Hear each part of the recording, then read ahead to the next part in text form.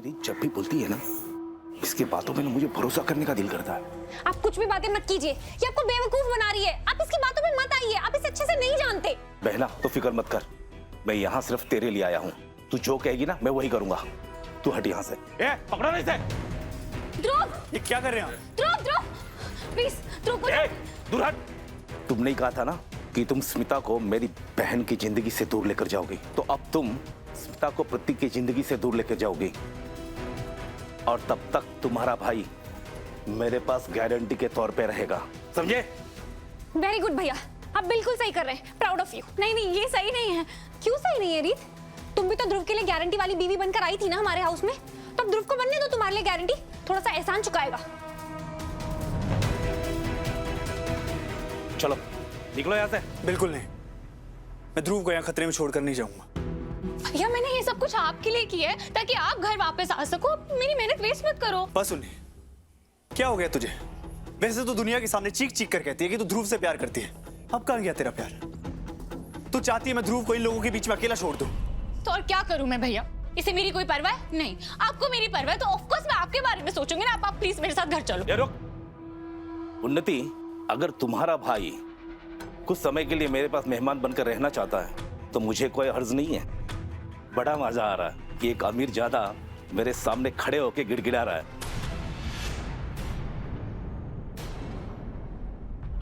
ठीक है, आपको यही करना है ना, तो ठीक है। आई एम सॉरी दिव्या भाभी, मैं ये करना नहीं चाहती थी, पर अब मेरे पास और कोई रास्ता नहीं है।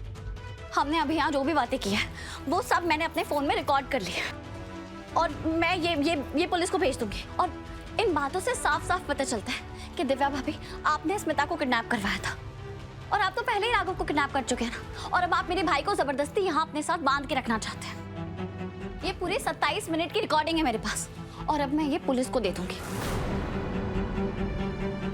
और दिव्या भाभी, आप तो पक्का जेल जाएगी, क्योंकि अब तो कोर्ट के सामने भी ये साबित हो जाएगा ना कि आप एक अपराधियों के परिवार से आती हैं। तो जज साहब प्रतीक भैया को आपसे इजीली डिवोर्स दिलवा देंगे। फिर प्रतीक भैया और स्मिता की शादी लीगली एक्सेप्टेड भी हो जाएगी, और उसके बाद वो आराम से खुशी खुशी अपनी जिंदगी भी बिता सकते हैं। पर आपका जो मकसद था, जिस वजह से आपने ये सब कुछ किया है, वो तो फेल हो जाएगा। फिर आप क्या करेंगे? सिवाय पछताने के आपके पास और कोई रास्ता नहीं होगा। तो सोच लीजिए एक बार। नहीं रीत, मैं नहीं चाहता तुम ये रिकॉर्डिंग कहीं भी भेजो, या दिव्या भाभी के साथ ऐसा कुछ भी हो जो तुमने कहा। राघव, मैं भी ऐसा नहीं करना चाहती, पर इन लोगों ने मेरे लिए और कोई रास्ता नहीं छोड़ा है। मैं मजबूर हूँ राघव। इन्होंने आपके और ध्रुव के साथ जो कुछ भी किया है, उसके बाद मुझे एक कदम उठाना पड़ेगा।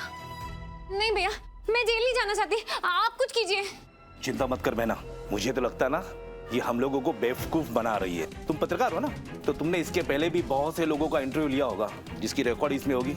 मैं कैसे मान लूं तुमने यहाँ पे रिकॉर्ड किया है? मैं ये सुनना चाहता हूँ कि तुमने क्या रिकॉर्ड किया है, और सुनाओ मुझे।